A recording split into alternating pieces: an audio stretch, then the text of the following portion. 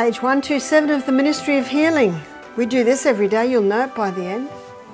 The only hope of better things is the education of people in right principles. Let the physicians teach the people that restorative power lies not in drugs, but in nature. Is there an alternative to drugs? And what are the true remedies? On that same page, she says, every person should have a knowledge of nature's remedial agencies. How many? Every person should have a knowledge of the nature's remedial agencies and how to apply them. It is important both to understand the principles involved in the treatment of the sick and have a practical training to enable one rightly to use this knowledge. When I'm giving lectures to the public, a biggest draw card is if you make the first lecture poultices, because you're not touching their knife and fork, you're not talking about the dangers of their coffee, and so this is a great way to draw people in. I call the poultice lecture almost the opening wedge. But never allow any of the poultices or herbs or even water therapies to take away from the true remedies. What are the true remedies? The true remedies are up here. And most people don't really want to know about that. They want to keep going to bed at midnight and they don't want to drink their water. They want to drink their teas and coffees or their Cokes or their sodas, and you know, they just want the fast food. So they'd much rather you talk about this. They'd much rather you talk about poultices. Well, that's a good start. And what I find is, as you present these things, it makes sense. They're so simple. And these poultices can go a long way to reducing the symptoms of disease. So medicine just treats symptoms. Well, as natural therapists, we also do too, because the symptoms are the voice of the body. And so the voice of the body is saying, this hurts. So yeah, we go there and we do what we can to stop that hurting. But whereas the drugs take away the voice, natural remedies, they do take away the voice, but in the process of taking away the voice, they're healing. Whereas the drugs take away the voice, sorry, but they're not healing. In fact, that they go against the healing powers of the body. And as we have discussed, drugs can play a role in a crisis. There's no doubt about that. So what do you do if you want reaction very quickly? Well, the hydrotherapy that we looked at yesterday, we talked about how you can get pain relief quicker than even a drug there. So certainly sometimes that can play a role. Every situation is different. But the beauty of the natural medicine is if it doesn't work, you've lost nothing. Whereas if the drug doesn't work, oh dear, now you've got the side effects. So we're going to begin by looking at the onion. And I think every home has an onion. And I'm going to look at the onion as cooked and the onion as raw. So we're going to start off by looking at the cooked onion. And the cooked onion is the best for an earache. And this is one of the first poultices I ever used when my son James, who is now 43, at the age of 18 months had a bad earache, and I went to the lady next door because my first daughter had an earache at about the same age, and after six weeks and 4 courses of antibiotics, I don't want to do that again. And one of the reasons I went to the doctor is because of fear. I didn't know what to do. And my friends, my mother, they said, don't play with the ears, they'll go deaf. I don't want my daughter to go deaf. I was incredibly frustrated over this long period of time. And what's the definition of insanity? To do what you've always done and expect different results. So I'm not going to do that again. So I didn't tell anyone, because then you don't get the pressure. But I had to do something. So I went to the old lady next door. I'm 25, she's 85. What did your mother do when you had an earache as a little child? And she said, Mum would steam up an onion on the stove. So I went home, I quickly steamed up an onion on the stove, and I cut it in half. And you cut in half across. So when you cut it in half, you're looking at the rings. So when I was in Scotland 3 weeks ago, well, it'll be about 2 weeks ago now, and I told you I had the fevers and the sore throats, and after 2 days the sore throat was almost gone and the fevers had subsided, and then I travelled. And it's not a good idea, and that's one of my terrible habits, of going into things too hard, too fast, too quick. I really have to give it time. I should have taken it easy until I was fully healed, but all the travelling, I got to Oban, and Oban is on the coast, and I had planned to go to the little island of Iona. Have you heard of the island of Iona? You heard of Columba? In about the 5th century, he and his students on the Isle of Iona, they were writing out by hand the New Testament. So I was keen to go there. And I also read a book a few years ago called Scottish Heroes. And I'd also read about Columba on the island of Iona. So I had booked this trip. By the time I got to the venue where I was going, the venue, the little house, I was staying in the attic of a house, a guest cottage. My throat was starting to get sorer and sorer, and it escalated very fast. And I was doing the K-in, I was doing everything I could, but it was so sore that I went to a restaurant to get some hot soup, because it was getting to the point where I couldn't even drink water. It was too painful. And they always give you a glass of water, but it had ice in it. Oh, I sucked on the ice. That was very, very nice. Never underestimate the value of ice. I'd suck on it and let it run down my throat. That was very nice. My throat was obviously very inflamed. I could eat the hot soup. And then I went and got into my little bed sitter, but it was on the right side and my ear started to ache. And over the next hour, my ear ached terribly, and I could see it escalating. What are you going to do? And I thought, do I go to a doctor? How do I go to a doctor? I'm Australian, this is Scotland. But what's the doctor going to do? Give me antibiotics. But I've got to do something. Onion. How am I going to cook onion? So I went into 2 fast food shops and I said, excuse me, could I buy some cooked onion? No, we only send raw onion. So I went back to the little restaurant and I found the staff there incredibly nice and helpful. And so I went in there and I said to a young man named Richard, he was about 32, I said, excuse me, I've got a very strange request. Could I buy a cooked onion? And he just looked at me. I said, I've got a very sore earache. I'm a tourist and I know that onion will bring me relief. Okay, he said, I'll go and ask the chef. And he came back and he said, do you have to leave the skin? I said, yes. He said, the chef's agreed. I said, I'll come back in half an hour. He said, why? I said, well, the onion has to cook, has to get soft. So I came back in half an hour, and by now it's really hurting. And the onion was 4 times the size of this.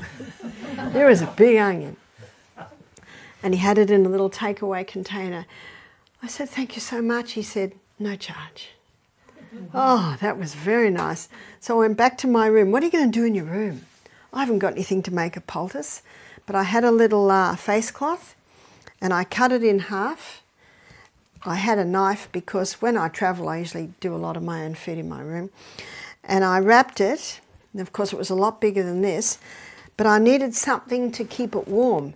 And I hadn't used the waste paper bin yet, so I got the plastic bag out of there and I laid down and I wrapped it on my ear, and then on my throat, and then put it up there, and then I got a towel and folded it over and put it on and laid down in the bed. It was about 3 o'clock in the afternoon, and I dozed off to sleep. And then I woke up and it was still warm. If you can keep it warm, you can keep it there. So for people that don't want to use plastic, you could use wool. Yeah. Wool, you've got to insulate it, because if it gets cold, that will hurt the ear. Now the cooked onion is a drawer, and something you can do when the onion is cooked, you can squeeze it a little and put it into the ear. But I was by myself, and I was in a lot of pain, and that sounded too complicated. So I just did the onion on the ear. And I dozed, and I read for a while, and then I dozed for a little while. And after 3 hours, it was still a little bit warm, but I thought, that's enough. And what it had done, it was almost up to 10 out of 10, which is, excruciating pain. And it brought it down to about a 7. See, we're so used to drugs that we want it to do just what the drug does. But because it brought it down to a 7, I could handle that. And the throat was a little bit better. And so I had a shower, and you can do the hot and colds in the shower, but the ear was too painful to even put cold near. And so I went to bed, and I went to bed at 8 o'clock, and I slept. And I slept all night, praise be to God. Remember, one of those true remedies. Rest. And I woke up in the morning, and it was down to 5 out of 10. And I got my water bottle, I could drink. Oh, I said, praise be to God. And I got up and I went out for a walk, and I had my earmuffs on, you must keep it warm. And I felt quite good, and I came back and I had more water. I could even eat. I had crackers, avocado, fruit, nuts. That was my breakfast. And so I went to Iona. I went to Iona, and I enjoyed the day. I was a bit disappointed that the Catholics have got in there and put lots of Catholic signs and crosses. And anyway, I did enjoy it. And when I came back, I was very weary. I was very weary. One has to be careful as to not doing too much when you're recovering. But I could still drink, and the throat hadn't risen any worse. And so I just went home, went straight to bed. I went straight to bed about 8 o'clock, and I had a very nice sleep all night. Woke up in the morning, pain in my ear, gone. It was totally gone. So you see what it did? It went from 10 out of 10 down to 7 out of 10, down to 5, down to 4. And then after that good sleep, no more pain in my ear, and my throat was much better. So instead of 10 out of 10, excruciating pain for swallowing, it had come right down to maybe 4 out of 10. I could drink water. And then I had to pack up, but I went on my morning walk first. Remember the true remedies? We're down by the sea, breathing in very, very deeply. Could drink my water easily now. And then for lunch, I went back to that little restaurant. And would you believe that I had carrot and coriander soup, and then I had a sweet potato and caramelized red onion quiche, broccolini, and praise be to God when he gives you good food. And it's the first solid food that I had had for many days, really solid. And I couldn't see Richard, I so wanted to tell him. And I was just about to leave, and I saw Richard, and I went up with a big smile on my face. He said, "Did you get to Iona?" I said, "Because of the onion." I said, "Because of the onion." I said, "Thank you so much." I said, "I just want to thank you for your kindness." Do you know, he just beamed. He just beamed. Because doing good for others, it's just a beautiful thing. Now, the chef and the waiter both know about onion poultices. So it's a powerful thing to do. So here was I in a situation, what do? I'm not even at my Scottish mum's house. I'm in a little bed and breakfast type thing. Well, what are you going to do? Do you know God has a solution? God has a solution through every single situation. And whoa, have not I found that as I travel. Because hiccups happen all the way along. Don't remember Psalm 34 says, many are the afflictions of the righteous, I think it's verse 19, but the Lord will deliver him out of them all. So hiccups will happen as sure as the sun rises. And don't be surprised when they happen, because there's an enemy out there who, like a roaring lion, wants to devour us. And so, the onion.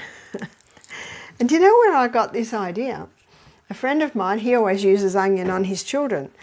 And he said they were travelling once, and he said his little boy, it was getting to evening and they still had a couple of hours before they got to their destination. The little boy yelled out, "Dad, I need an onion!" The children knew what was going to help. So I said, "What'd you do?" He said, "Oh, I just went into a restaurant." And that's where I got the idea, is I just went into a restaurant.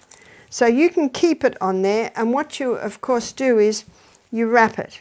And remember, those open bits are out. Keep the skin on, because that will hold it in place. Do you cut it before or after you boil it? After I boil it. And then I wrap it.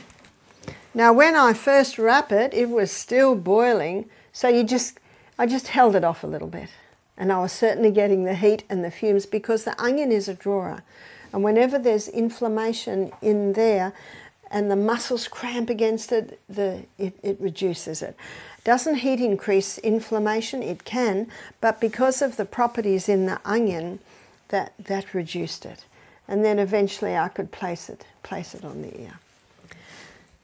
So I wanted to also tell you those stories to show you that when you put an onion on your earache's not going to go. But if it can just be brought down to where it's manageable. And if my earache had risen up again, I just go and get another onion poultice. Can you see how what you're looking for, and we've talked about this a few times, is response. So it brought my 10 out of 10 pain, that's not right. It brought my 10 out of 10 pain down to 7 out of 10, and I could sleep. I could sleep with that. For the next poultice, you would use a different onion. Absolutely, because this is drawing. This is drawing. You can also use the cooked onion poultice for a boil. And a man rang me up. He said, "I've got boils on the inside of my nose." Woo! He said, "I get them from time to time. They are so incredibly painful." And I said to him, "Well, we advise a cooked onion." But I said, "I don't know how you can do it on the inside of your nose." I left it with him. He got back to me later. He said, "I woke up the next morning and the whole side of my face was swollen." He said, "I was in so much pain." So he said, "I just cooked the onion, cut it in half, wrapped it, and put it on just like this, bigger than this." He said, "It brought so much relief." And he said, what it did was it brought so much relief and it felt so good, I just kept it on there for 3 or 4 hours. And he said, when I took it off, there was this moisture happening and it all came away. See, what the onion does with a boil, it draws everything in to the central spot of a boil, and the onion opens it. It draws it to the point, and because it's hot and moist, it'll make an opening and all comes out. He said to me, "I can't believe it." He said, "Usually I'm in pain for days." He said, "I had it on for 3 hours, it all came away," and of course once it comes away there's no pain, because it's the pressure that caused the pain. So there are 2 places to use the cooked onion. Now we're going to use the raw onion. And I'm going to demonstrate a little bit, and I'm also going to just describe a little bit. So for a sore throat, and I know one night when my throat was really hurting, when I was in Scotland, because I was probably about 3 days with the fevers and the very sore throat, I woke up in the middle of the night and it was really hurting me. So what I did was I got a cloth, I went down to the kitchen, I found an onion, and I just broke up the onion like that. Ideally you have it very, very thin. And then I folded it over like that. So now I've got that, and I put it against my... Now what I did in the middle of the night, you know, I didn't know where a cloth is, so I just used kitchen paper. And you certainly can use kitchen paper, but in some of the poultices I'm going to show you, they're too wet and the kitchen paper can break and tear, and you don't want mess everywhere. So I put it on here, I put some cling wrap around that, and then I put a scarf on, and I went back to sleep. And I slept very nicely. And again, that just takes the edge off. So when you're helping someone with this, don't say this is going to take your earache or your throat ache away. It's just going to take the edge off. It'll just take the edge off. And then you can basically just about live with it. And if you've had 10 out of 10 pain, 8 out of 10 pain is very nice. It's very nice compared to a 10 out of 10. So that's another thing you can use the raw onion for. I have a question. Yeah? Can it be that it burns you? I've never known it to burn. Because I mean it's not onion, but I did it with lemon, and I felt that it's itchy, and I didn't take it off, and I really burned myself. Yeah, and I know that you can burn with garlic, and we'll talk about that in a minute. But not with onion. No, I have not found so. Have not found so. So in this one, you can put the sliced onion on a tray, like this, and you can put it in a room that you've just painted. Has a strong paint smell.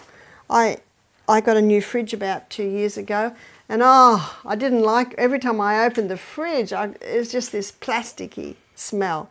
So and in the freezer too, so I put this in the fridge and I put another one in the freezer overnight. And when I opened it in the morning, it did smell a little oniony, but once I'd taken the onion out, it didn't smell onion, and the bad smell had gone. You can do it with new cars too. Also, if you have a baby who's got a bit sniffly, you can lay this beside their bed so they're breathing the onion fumes in. Is it better to have slices than to have half? If you have slices, you've got a larger surface area, so you've got more onion fumes coming off. And you can also chop the onions into little squares and put them on the bottom of the feet.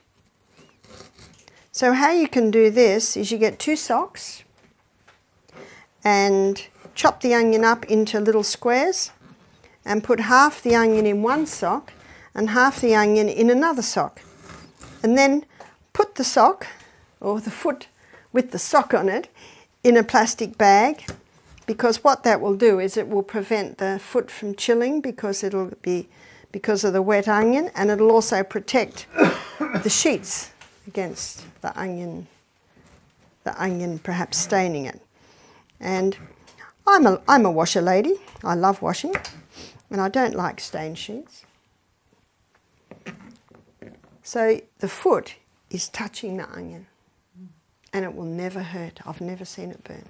Yes? Why the raw onion for sore throat, and why not cooked onion for sore throat, and vice versa? That is true. That is true. The cooked onion goes very, very deep, and the heat really helps when you've got an earache.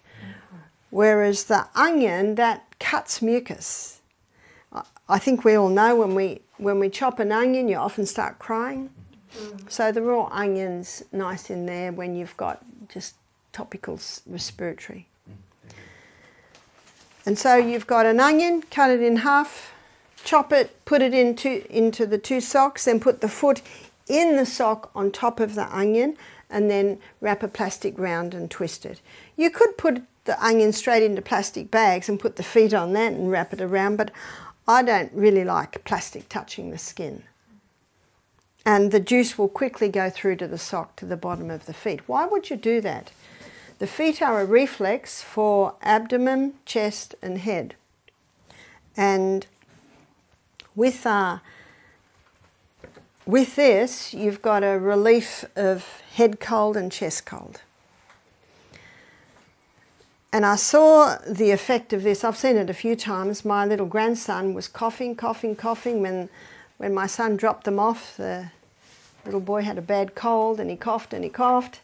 And so I went in and put the onion on the bottom of his feet and then put him back to bed. I think it was about 5, not one more cough. It's almost incredible. He coughed non-stop for an hour. I put the onion on the bottom of his feet and he didn't cough again.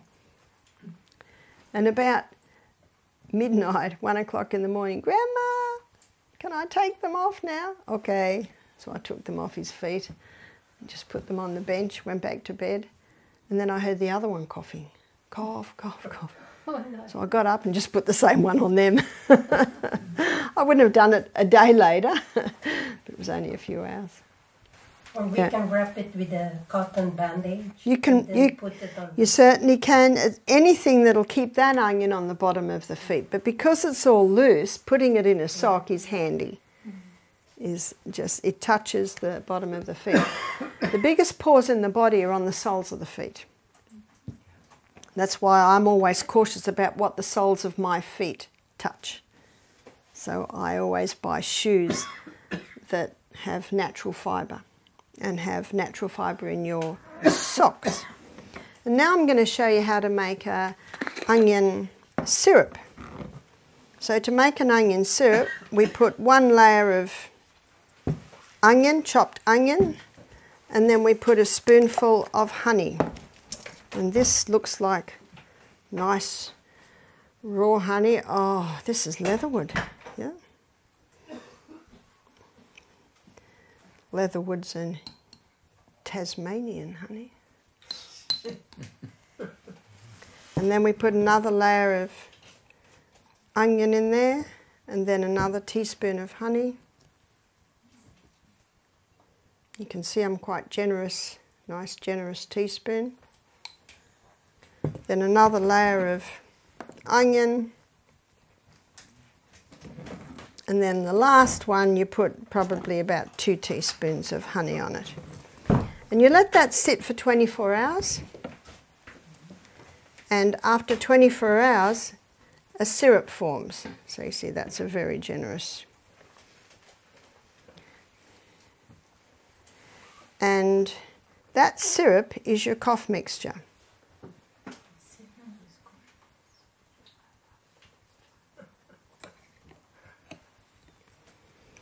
By the end of our demonstration today, the syrup will start forming.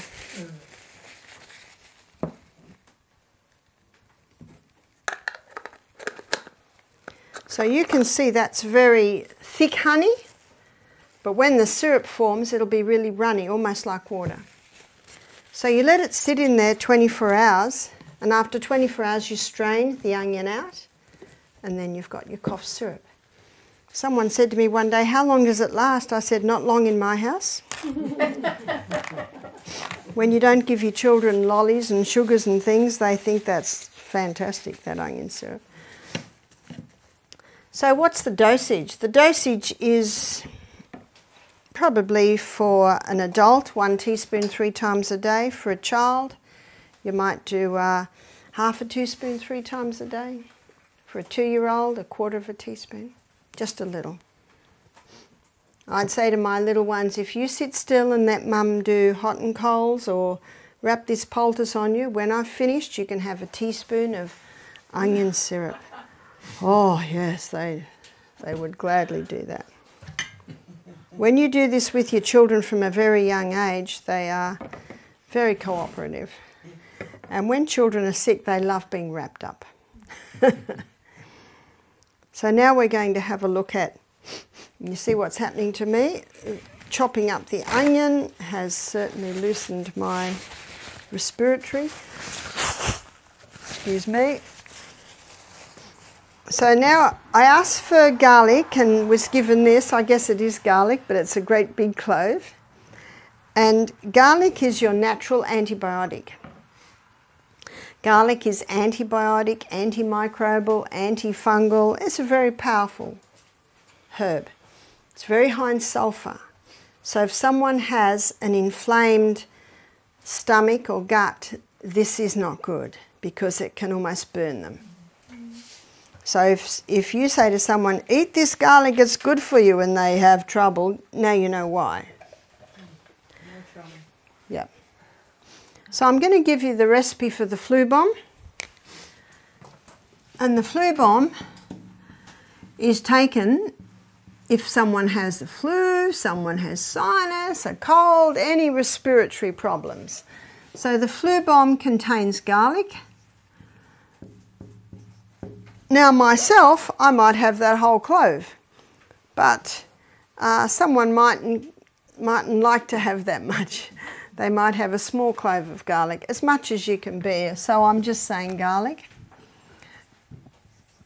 Finely grated ginger, and that's usually about a quarter of a teaspoon.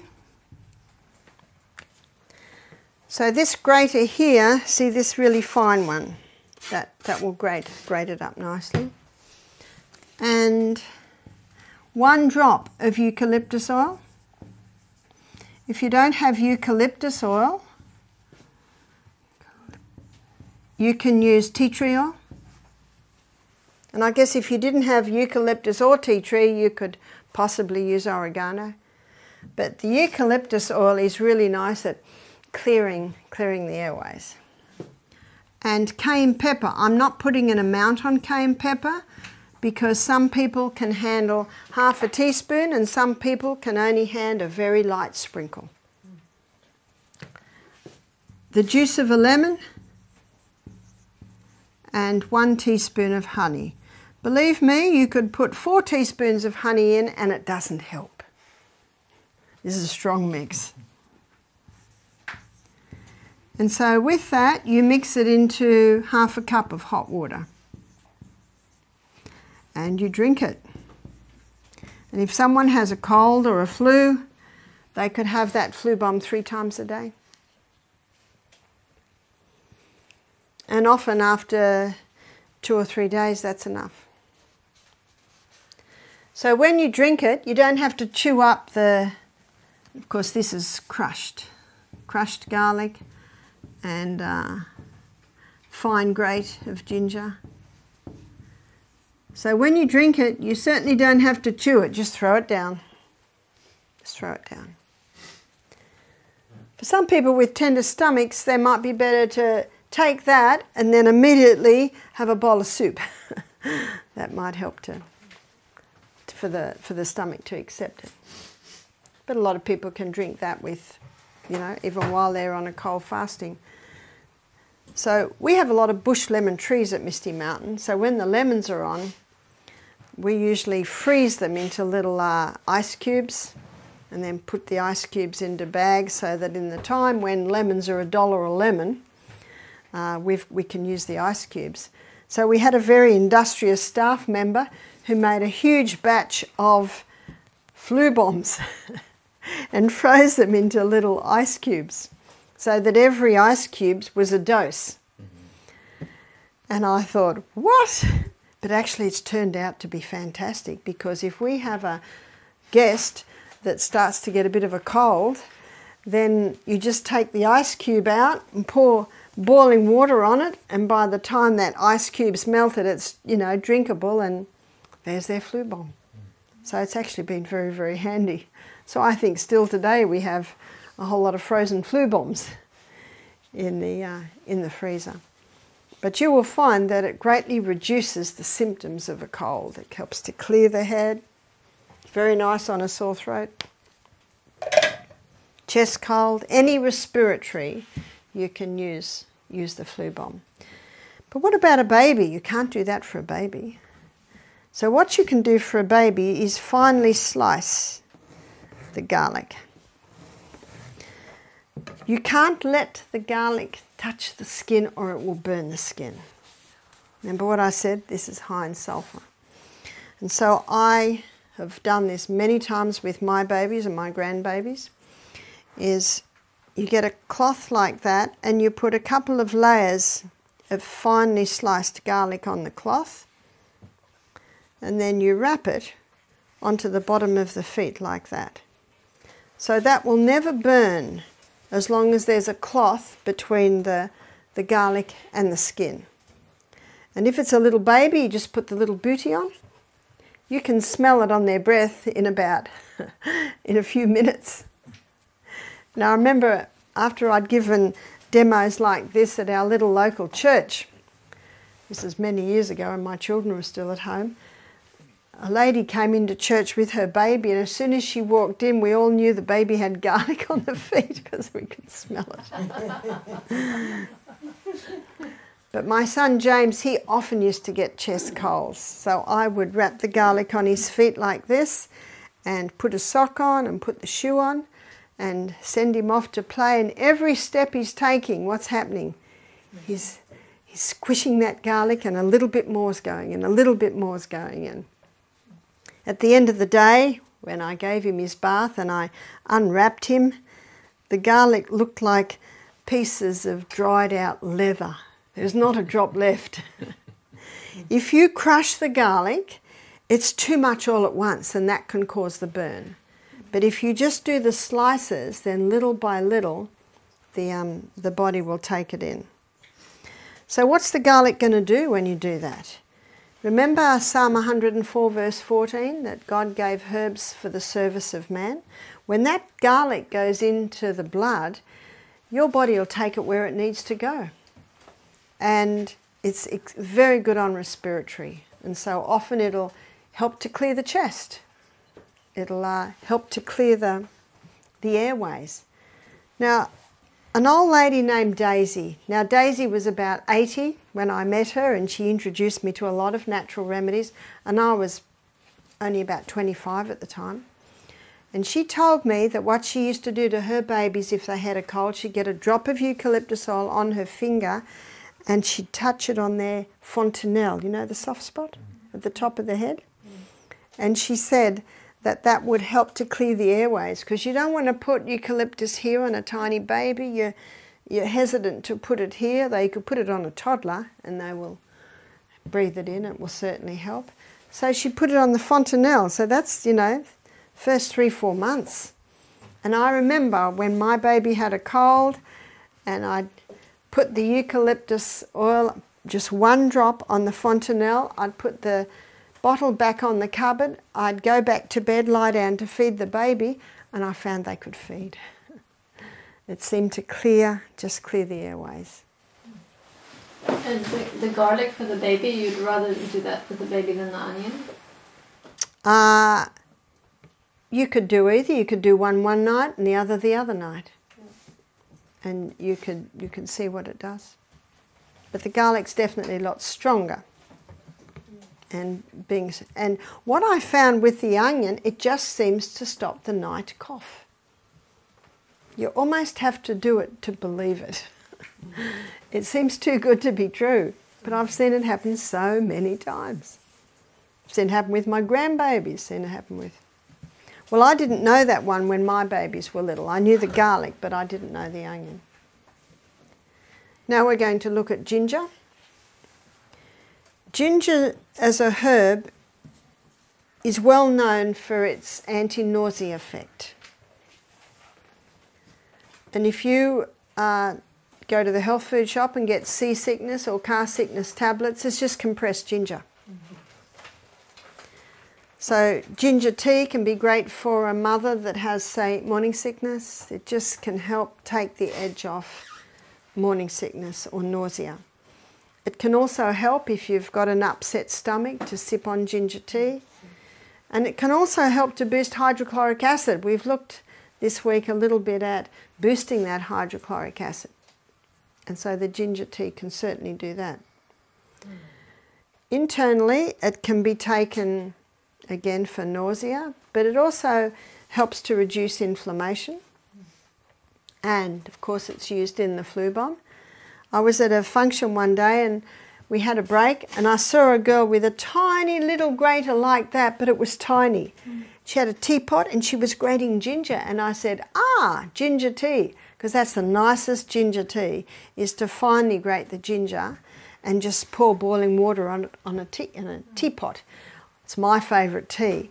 So I do a teaspoon with a cup of boiling water. Now, if you find that too strong, you just do 2 cups of boiling water. Just do it to whatever you like, but it's really got a bite. And she said, yes, she said, I'm an entertainer, I'm a singer. She said, I was in Greece, I lost my voice. And a little Greek lady made me ginger tea. She said, I sang that night. So she said, everywhere I go, I have my little grater, I have my teapot, and I buy the ginger. And she swears by it now. If you go to Asia and have a massage, when your massage is finished, they always give you a cup of ginger tea. Ginger tea can also warm a person from the inside. If a person is very chilled and they have a cup of ginger tea, it can warm them from the inside. But you can also use ginger externally. And externally, this is the way to remember, is ginger is for joints. So ginger, and you see what I do, I was allowed to cut up this tea towel. It still looked pretty good to me, but I was promised I could cut it up. What I have here is a sheet.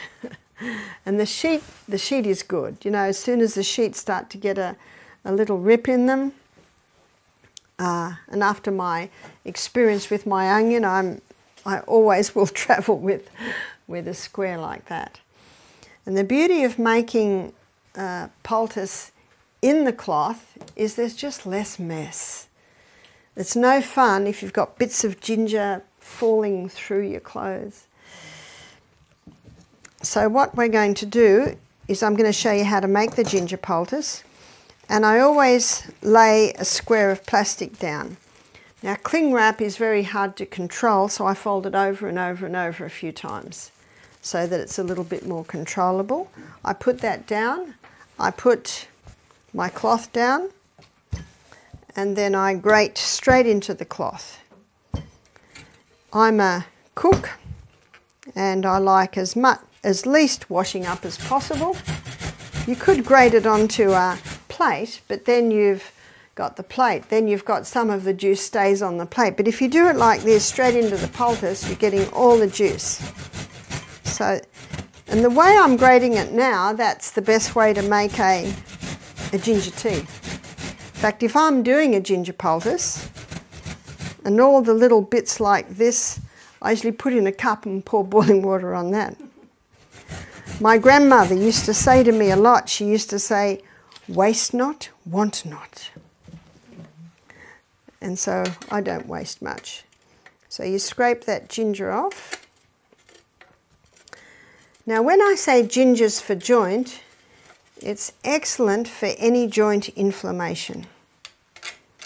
What the ginger appears to do is pull the inflammation out of the joint. Even muscles? Mostly joints. So here's our ginger. And that's about how much you'd use. That might be 2 teaspoons. And then you fold it over. I say we're folding over north, south and east, west. So top and bottom, and then over to the other sides, like that. And when you've made that, you turn it over. Now can you see the moisture coming out there? It's quite wet. And that's what I like to do. You have, it's probably 1.5 centimeters plastic all the way around. And what that does is that the plastic insulates it, and it also prevents spoilage of your clothes. And you would lay it onto the area like that and check that the plastic's covering it, and then tape it on or bandage it on. Now, when I was young, I had a few injuries, as I think we all do. And I had a few injuries to my lower back. Most of the time my lower back's very happy, but I think with all the travelling that I've been doing, it was very unhappy last week, incredibly unhappy, to the point where, sometimes it was very hard to even move. And I was putting the hot water bottle on my lower back, and that brought a lot of relief, but then it got to the point where it started to inflame it even more. And I woke in the middle of the night and I could not find a position that was not painful. So I got up and went down to the kitchen, found a grater, found some ginger. I had to go to the cook the next day and I said, look, it looks like that because I got to it in the middle of the night. And I grated the ginger, and because I didn't have any cloths, I just used the kitchen paper, put it on the plastic, laid it on my lower back, and then just put some undies on that came up high to hold it in place, and then laid down on my lower back with my knees in the air so my back's flat onto the poultice. At first it's cool, but then it took about half an hour, and the heat, so hot. See, the reason why a hot water bottle on a painful area helps is because when you're in pain, it's almost as if the muscles go out in sympathy and they cramp. And even though you try and relax, it's hard to relax when you're in a lot of pain. So what the ginger poultice does, it's pulling the inflammation out of the joint. That's causing a lot of heat in the area, and that heat relaxes the muscles. Oh, I got so much relief. I just fell asleep, and I slept for 5 hours without a break. And when I got up in the morning, my lower back was not as sore. Now, as you can see, in my travels, I have certainly been afflicted. Afflicted by many things. But I thank God for these natural remedies. And we know that this is a work that the devil hates. But I thank God that many of the afflictions of the righteous, but the Lord delivers him out of them all. And a just man falls 7 times and rises up again, is that right? And I was just very thankful that as I lectured, you couldn't tell that my back was very sore. When I sat down it hurt, but this made such a difference, such a difference. So at first I was getting away with a hot water bottle, but then it seemed to just inflame it more. But the beauty of this is it creates a heat that will relax the cramping muscles, but it pulls the inflammation out of the joint. So one lady, she had a very painful finger. It was like an arthritic finger, and she said, I haven't been able to bend my finger for a year. And she said, it's always painful. She said, sometimes it's hard to get to sleep.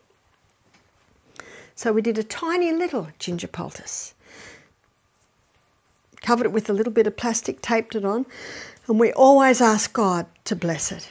Because, you know, there are many methods of healing, but there's only one that God approves of. And that's the method that works with the healing powers of the body and uses the herbs that he's given for the service of men. The next morning, the lady came running in with this big smile. She said, look, one night of a ginger poultice. It had just taken the inflammation out enough for her to be able to bend her finger. And I have many stories. We could be here till midnight with the stories that I have. But when you start doing this, you will have stories. And your story is the most powerful one, yes? So with the ginger, where does the inflammation go?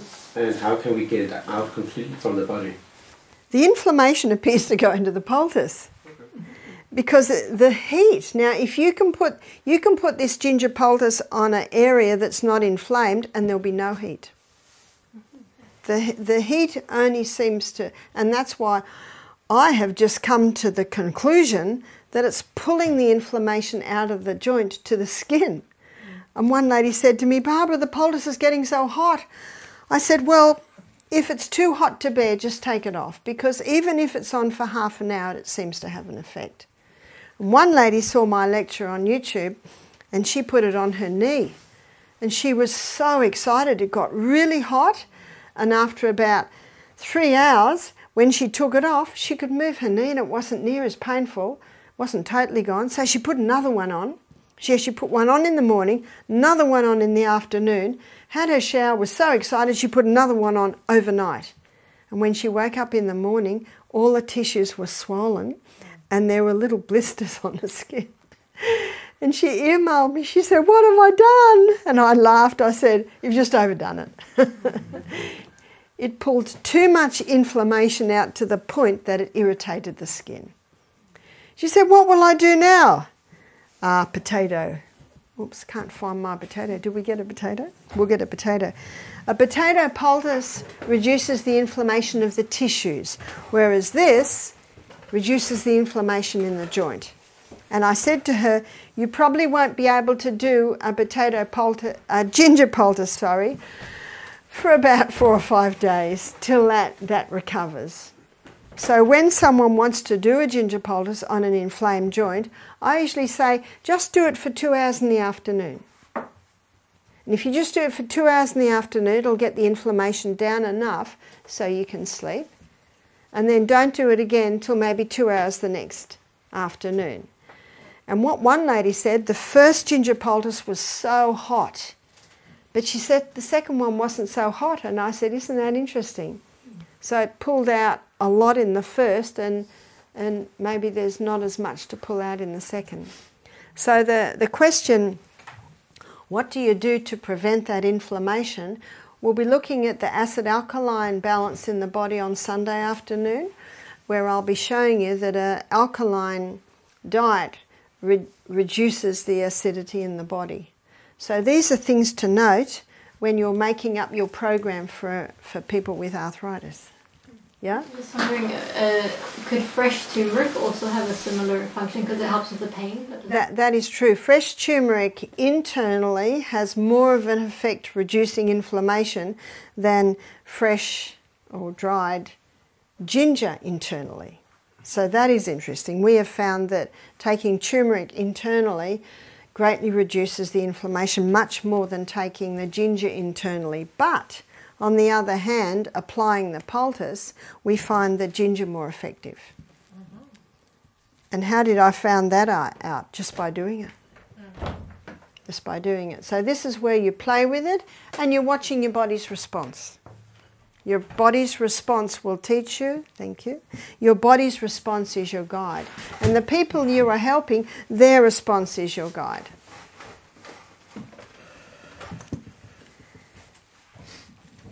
Now what you can do is you can make up this ginger poultice a few hours ahead of time. You can fold it over and you can keep that in the fridge till the person needs it.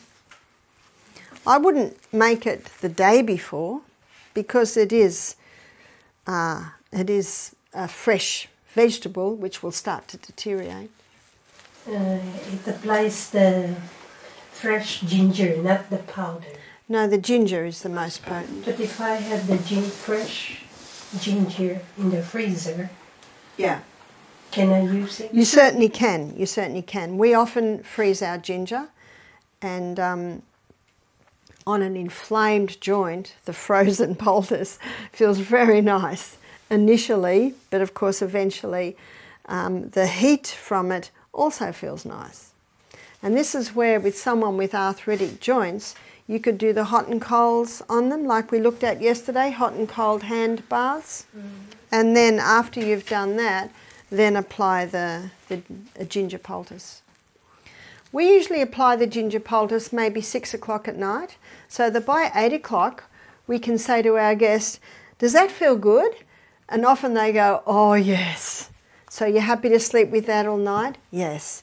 But if we say, how does it feel? Oh, it's just too hot. You say, oh, we'll take it off because we don't want to interfere with sleep. Whereas if you put it on just before they go to bed, they could wake up a couple of hours later, it's too hot, I can't sleep. So we find that a good idea because you don't know what effect it's going to have. And some people can handle, as we looked at hydrotherapy yesterday, some people can handle more heat than others. But I find with the arthritic joints, they're usually saying, oh no, it feels lovely. We've even done one overnight and saw the lady still got it in the afternoon. I said, you still got your poultice on? She said, oh yes, I love it. I said, you could take it off now. And what we find, because we have a steam sauna at the end of every day, our guests do, is that they might have it on for 3 hours in the morning and take it off. And then they go into the steam bath and the knee gets really, really hot. Well, the skin does, from the ginger poultice that they had that morning. Yes? So what is the longest time I should leave the ginger poultice on? Do you know, I don't think, it's really done all its work in the first probably 3 hours. 3 hours. So there is no need to leave it on any longer. But you probably wouldn't want, you know, some people have it on overnight Yeah. and then take it off in the morning, yes? The cause of arthritic joints, what do we know about that, what is causing it? So the cause of arthritic joints can be a few things, and I'll be covering that in detail when we look at the acid-alkaline lecture. See, my mother had rheumatoid arthritis to the point where she was a cripple in a wheelchair and she died at the age of 51, a cripple in a wheelchair with rheumatoid arthritis. My mother didn't know, and at that stage, I was only 25, I didn't know. I didn't know, but I realise now that Mum didn't drink any water. She would have 3 or 4 cups of tea a day. She was almost addicted to pain-killing medication. And she had meat, and the only bread she had was white bread and sugar biscuits. And wow, when I look at Mum's diet now, I just go, yes, yes, yes, yes, tick, tick, tick, tick. And what tipped the scales was my father. He wanted to change jobs. He'd been a manager in a big construction factory, but a friend of his had a Shell service station. Do you call it service station? Gas, they call it gas station. And so he wanted to change careers and run a service station. And so it meant leaving our childhood home and going to another area, and my mother did not want to go. But she went. And my father said within 6 months of moving into the new house, she started to get pains. And within another few months, she was bedridden or wheelchair ridden. So I guess that, you know, dear old Mum. So looking at some of the factors that came together, I think there was also an emotional factor there. And I have strong inherited genes towards rheumatoid arthritis. And I think the few injuries I've sustained to my lower back, I wouldn't be surprised if there's a little arthritis in there. But I manage it. I eat a largely alkaline diet. If it starts to speak too strongly to me, I put the ginger on. So another illustration of how you can manage what's happening in you. Because I'm way past 51 and I'm not a cripple in a wheelchair. So that's a good illustration that genetics may load the gun, but it is lifestyle that pulls the trigger. And my mum didn't know. So many are sick through ignorance. So that's the ginger, and we're going to look at potato. And when we've looked at potato, we're going to have a break. So let me show you potato. The potato you make very similar, the way we made the ginger. But potato is quite wet. I find it even wetter than ginger. And there's nothing worse than leaking potato poultices. So I'm very fussy how I make a poultice, because I have had some staff that are a little bit sloppy with it, and then the guests wake up in the morning, there's grated potato all through the bed, you know, and stained on the sheets. Whew. And often, if that happens, that guest doesn't want another poultice because it was just too messy. And so it's important to be very neat with your poultices. So with the grated potato poultice, it reduces joint, well, the ginger's the joint, it reduces tissue inflammation. So where would we use the potato poultice? Anywhere where there's tissue inflammation. Now you might be familiar with Ellen White's comments on James chapter 5, where it says the prayer of faith shall save the sick. I think it's James chapter 5:15. The prayer of faith shall save the sick, and the Lord shall raise him up. And Ellen White says in the Bible commentary 7a, she said, it is not enough to pray. She said, when you pray, God will bring to your mind a simple natural treatment. A simple natural treatment. Now, if you don't know any treatments, how can we bring it to mind? I love memorising, you've probably noticed. And it's taken me many, many years to memorise, but what I love about memorising is God will bring them to my mind at the exact time to speak them or share them. And so, but God could not do that if I hadn't already put them in there. And it's the same with the natural remedies. It's important in times of sunshine, and when we look at what's ahead, we're in times of sunshine really, aren't we? So this is the time to prepare. This is the time to gain a knowledge on these simple things. So there's your potato poultice. You can probably hear that's a little wet. I've seen some potato poultices and people have done almost 3 times as much potato as that, but then you've got, it drips everywhere. Now the beauty of making a poultice the way I have, you've got a lot of packing at the back, so if there is a little bit of excess juice, this packing at the back is going to take it up. And notice again, we've got probably a good 1.5 centimetres, sometimes 2, around the poultice. So where would you apply this poultice? You would apply this poultice wherever there's tissue inflammation.